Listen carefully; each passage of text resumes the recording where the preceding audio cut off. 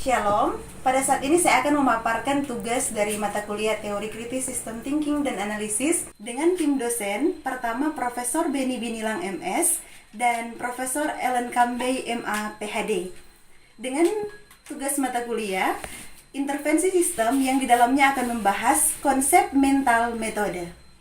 Ya, kita akan masuk pada slide pertama dengan pembahasan pertama, yaitu A, pola berpikir adalah model mental. Yang pertama, model mental. Model mental adalah serangkaian struktur ide, kepercayaan, dan kebiasaan yang kita miliki secara sadar atau tidak menjadi acuan dalam mengambil keputusan dan memecahkan masalah.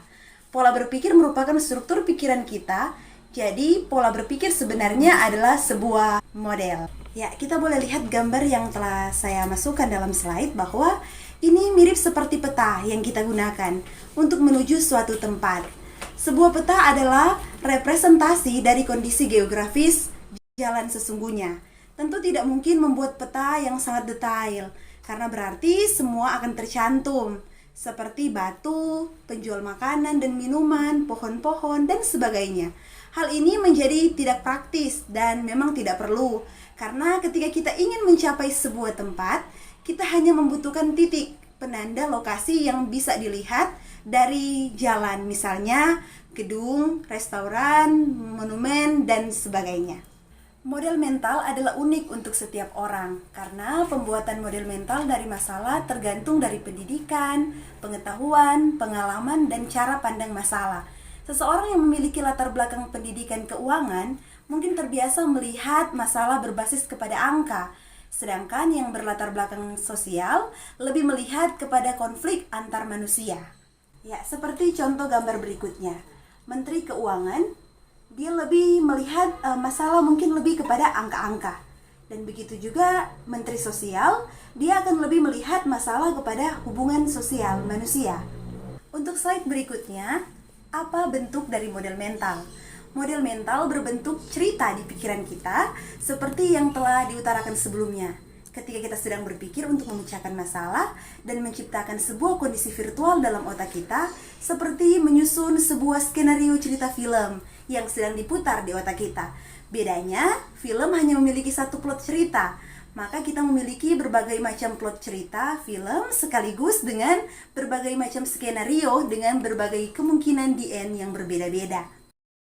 Nah, di slide selanjutnya ini, apa bentuk lain dari model mental? Gambar. Gambar tentu berbeda dengan lukisan. Lukisan berorientasi pada rasa dan seni, sedangkan gambar biasanya berorientasi pada penyampaian pesan. Coretan gambar ketika kita sedang berdiskusi pun merupakan model mental karena kita sedang menyampaikan pesan lewat coretan-coretan dalam gambar tersebut. Nah, di slide selanjutnya ini kita akan membahas ada makna pemahaman model mental, yaitu ada 3. Pertama, kita bertindak bukan berbasis kepada dunia nyata, tetapi kepada model mental kita kepada dunia nyata. Kedua, tindakan kita berbasis kepada kebiasaan respons yang bersumber dari berbagai koleksi model mental yang kita bentuk sebelumnya. Kebiasaan ini bisa menguntungkan atau merugikan kita. Nah, yang ketiga, model mental kita hanya mampu untuk dikonstruksi ulang hanya jika kita mau membukanya menerima umpan balik. Ya, kita akan masuk pada pembahasan di bagian B, pembentukan dan modifikasi model mental. Yang pertama, pandanglah model mental sebagai sebuah helm pikiran. Nah, pasti ini akan menjadi suatu pertanyaan yang unik untuk kita bahas. Jadi begini, jika kita menaiki kendaraan roda 2 dan sedang menggunakan helm pelindung kepala, maka kita tidak bisa melihat seluruh warna dan bentuk helm yang sedang kita gunakan.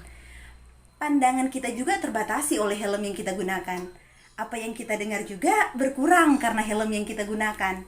Helm mengubah sudut pandang dari pengendara kita.